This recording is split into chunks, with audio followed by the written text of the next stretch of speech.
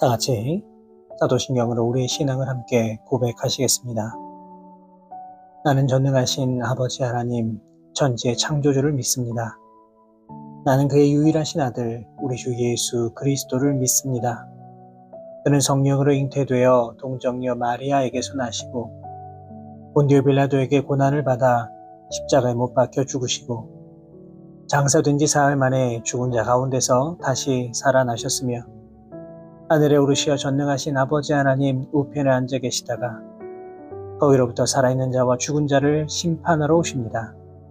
나는 성령을 믿으며 거룩한 공교회와 성도의 교제와 죄를 용서받는 것과 몸의 부활과 영생을 믿습니다. 아멘. 찬송가 434장 귀하신 친구 내게 계시니 함께 찬송하시겠습니다.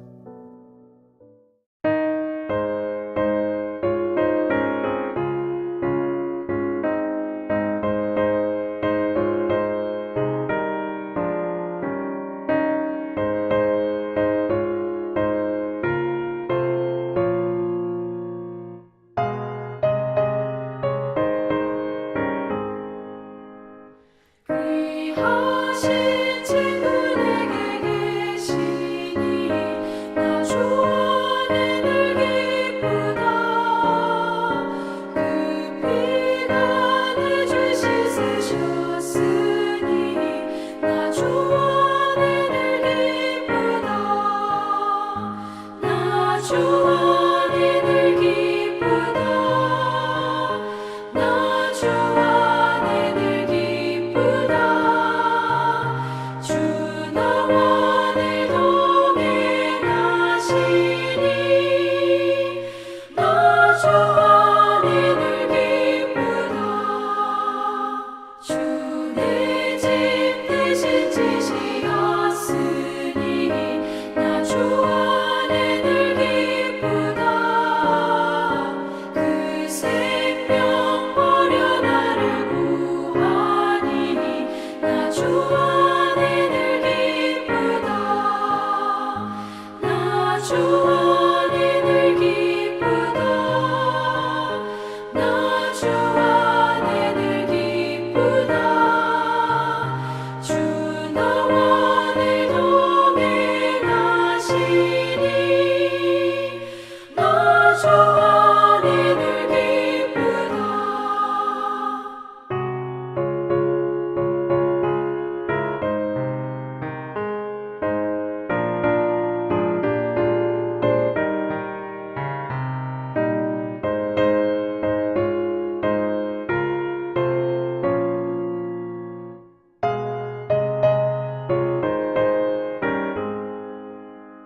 주은 종밀 내게 더하니 나 주 안에 늘 기쁘다.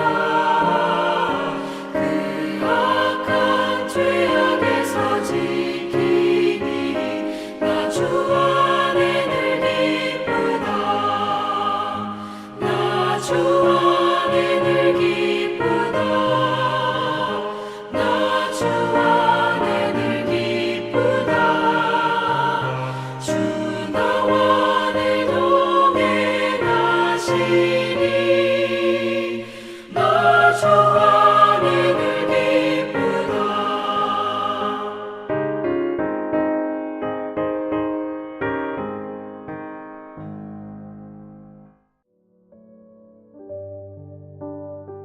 오늘 우리에게 주시는 하나님의 말씀은 구약성경 시편 32편 1절과 2절의 말씀입니다. 시편 32편 1절과 2절의 말씀 제가 받들어 봉독하겠습니다. 허물의 사함을 받고 자신의 죄가 가려진 자는 복이 있도다. 마음에 간사함이 없고 여호와께 정죄를 당하지 아니하는 자는 복이 있도다. 아멘. 오늘 우리가 읽은 본문은 다윗이 불의한 방법으로 밧세바를 취한 사건에 대하여서 용서를 구하고 있는 이른바 참회시로 불리는 말씀입니다. 다윗은 이 사건과 관련하여서 시편 6편, 32편, 51편, 이렇게 3편의 시를 통해 참회의 시를 기록하였습니다. 그런데 용서를 구하고 자비를 호소하는 이 다른 참회의 시와는 다르게 오늘 우리가 읽은 본문의 말씀에는 용서함을 받은 다윗이 기쁨에 겨워서 하나님을 찬양하는 내용이 기록되어 있습니다. 본문 1절의 말씀입니다. 허물의 사함을 받고 자신의 죄가 가려진 자는 복이 있도다. 성경에는 어떠한 사람이 복받는 사람인가에 대하여서 곳곳에서 소개하고 있습니다. 대표적인 말씀이 우리가 알고 있는 시편 1편의 말씀입니다. 그리고 오늘 본문의 말씀도 이 복에 대한 말씀입니다. 그런데 다윗은 어떠한 사람이 복을 받는다고 이야기하고 있습니까? 죄를 짓지 않는 자가 복을 받는 것이 아니라 죄를 용서함 받은 자가 복이 있다라고 말하고 있습니다. 여러분, 우리의 생각과는 조금 다르지 않습니까? 시편 1편에서도 악인들의 꾀를 따르지 아니하고 죄인들의 길에 서지 않는 사람이 복이 있다라고 하였는데, 오늘 다윗은 그 죄를 용서함을 받은 자가 복이 있다라고 말하고 있습니다. 이유가 무엇이겠습니까? 그것은 바로 인간은 너무나도 연약한 존재이기 때문에 그렇습니다. 사실 인간이 죄를 짓지 않고 살아갈 수 있다면 그래야 합니다. 가능한 한 죄를 멀리 해야 합니다. 그러나 인간은 너무나도 연약한 존재입니다. 죄를 짓지 않고 살아가는 사람 아무도 없습니다. 아무리 완벽해 보이는 사람이라고 하더라도 그 이면에는 추악한 죄인의 모습도 자리 잡고 있습니다. 그렇기 때문에 다윗은 죄를 짓지 않는 자가 복이 있다 이렇게 말하지 아니하고 죄 사함을 받은 자가 복이 있다라고 말하고 있는 겁니다. 죄를 사함받는 것 무엇입니까? 더 이상 죄인이라 부르지 않는다는 것입니다. 그렇기에 죄를 사함받는다는 것, 귀하고 복된 일이 아닐 수 없는 것입니다. 이렇듯 불완전하고 연약한 인간은 모두 죄사함을 받아야 합니다. 아담과 하와의 범죄 이후에 인간은 누구나 죄를 가지고 태어납니다. 이것이 원죄입니다. 그러나 죄가 분명히 있음에도 불구하고 때로는 죄가 없는 사람처럼 살아갈 때도 있습니다. 바리새인들이 바로 이와 같았습니다. 이들은 율법을 철저히 지켰으므로 죄가 없다라고 주장합니다. 이 시대는 또한 어떠합니까? 예수님 믿고 회개하라고 하면 내가 왜 죄인이냐고 항변하는 사람들도 있습니다. 자신의 의의를 강조하며 자신을 의롭다 여기는 수많은 사람들로 넘쳐나고 있습니다. 그러나 성경은 이렇게 말합니다. 요한일서 1장 10절의 말씀입니다. 만일 우리가 범죄하지 아니하였다 하면 하나님을 거짓말하는 이로 만드는 것이니 또한 그의 말씀이 우리 속에 있지 아니하니라.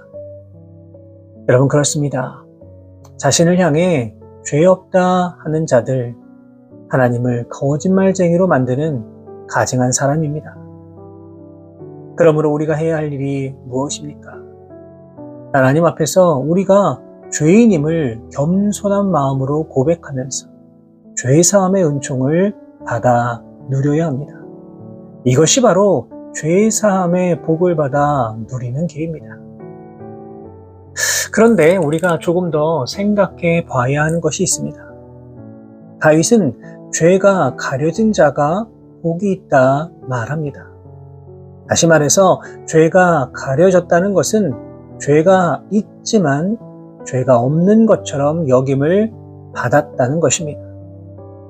이것은 죄인이 자신의 죄를 숨겼다라고 하는 의미가 아닙니다. 여기서 죄를 가리는 주체가 누구입니까? 바로 하나님이십니다.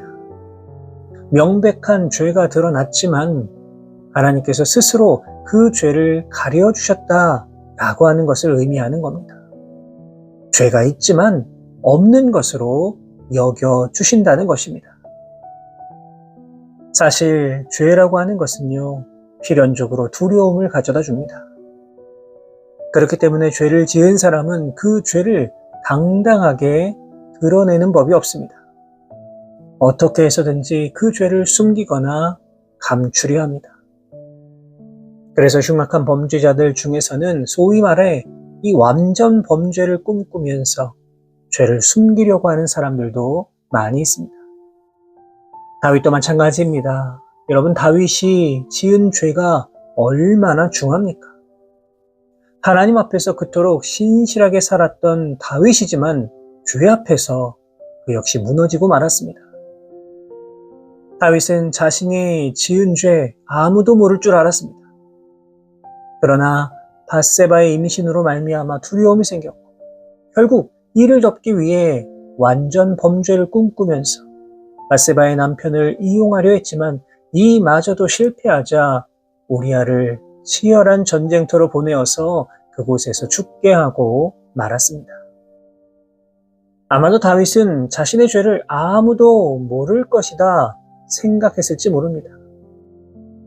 그러나 결코 그의 죄는 가려지지 않았습니다. 이유가 무엇입니까? 아무도 모를 것 같았지만 실상 자신이 알고 있었고 더 나아가 하나님께서 그 모든 범죄를 낱낱이 알고 계셨기 때문입니다. 옛말에 눈 가리고 아웅한다 라고 하는 말이 있습니다. 얕은 수로 사람은 어느 정도 속일 수 있습니다. 죄를 짓고도 그렇지 않은 척, 의인인 척 얼마든지 할 수 있습니다. 그러나 하나님은 결코 속일 수가 없습니다. 인간이 어떠한 방법과 수단을 동원한다라고 하더라도 결코 하나님은 속일 수 없고 하나님 앞에서 자신의 죄를 가릴 수가 없습니다. 그렇다면 우리가 죄를 가릴 수 있는 유일한 방법이 무엇입니까? 그것은 바로 하나님 앞에서 자신의 죄를 솔직히 고백하고 용서를 구하는 겁니다. 요한일서 1장 9절 말씀에는 만일 우리가 우리 죄를 자백하면 그는 미쁘시고 의로우사 우리 죄를 사하시며 우리를 모든 부위에서 깨끗하게 하실 것이다 라고 말하고 있습니다. 이 시간 우리의 온 마음과 정성을 담아 드리는 그 회개만이 우리의 죄를 가릴 수 있는 유일한 길임을 기억하시기 바랍니다. 회개라고 하는 것, 자신의 죄를 드러내는 것이지만 역설적으로 이렇게 회개함으로 말미암아 우리는 하나님 앞에서 우리의 죄를 가리게 되는 것임을 여러분 꼭 믿으시기를 바랍니다. 이제 주님 앞에 온전히 회개하며 나아가심으로 말미암아 죄를 가리워 주시는 그 주님의 놀라운 은혜를 받아 누리며 나아가는 우리 모든 성도 여러분들 되시기를 바랍니다. 이어지는 본문 2절에서 다윗은 복받는 자의 또 다른 조건을 이야기합니다. 무엇이라 기록되어 있습니까? 마음에 간사함이 없고 여호와께 정죄를 당하지 아니하는 자는 복이 있도다라고 말합니다. 간사라고 하는 말의 반대말은 정직이라고 할 수가 있습니다. 성경에 나오는 악인들의 공통적인 특징이 무엇일까요? 그것은 바로 정직하지 못하다는 겁니다. 결국 간사함은 남을 속이려는 마음이 있는 것을 말합니다. 다시 말해서 복을 받으려면 나의 허물을 그대로 인정할 수 있어야 합니다. 하나님 앞에서 거짓이 있어서는 안 됩니다. 다윗이 왜 그런 엄청난 죄를 지었음에도 불구하고 위대한 인물이 될 수 있었습니까? 그 이유가 바로 간사함이 없었기 때문입니다. 선지자 나단이 자신의 죄를 지적했을 때에 그는 변명하거나 감추려 하지 않았습니다. 오히려 솔직하게 자신의 모든 죄악을 다 고백하였습니다. 바로 이러한 모습으로 인하여서 그는 죄사함의 놀라운 은총을 받아 누리게 된 것입니다. 사랑하는 여러분, 죄를 짓지 않는 사람이 위대한 사람이 아닙니다. 왜냐하면 이러한 사람은 아무도 없기 때문입니다. 위대한 사람은 어떤 사람입니까? 죄를 지었음에도 불구하고 아무런 간사함이 없이 정직하게 자신의 죄를 자복하고 회개하는 사람입니다. 우리 주님은 의인을 부르러 온 것이 아니라 죄인을 부르러 왔다라고 분명하게 말씀해 주셨습니다. 자신을 스스로 의인이라 칭하는 사람은 결코 죄 사함의 은총을 받아 누리고 주님 앞에 당당하게 나올 수 없음을 기억하시길 바랍니다. 누가복음 18장을 보시면 하나님 앞에서 당당하게 하늘을 우러러 큰 소리로 기도하던 바리새인과 감히 하늘을 우러러 보지도 못하고 가슴을 치면서 죄인을 불쌍히 여겨달라 호소하는 세리가 나옵니다. 예수님께서 이들을 향해 무엇이라고 하셨습니까?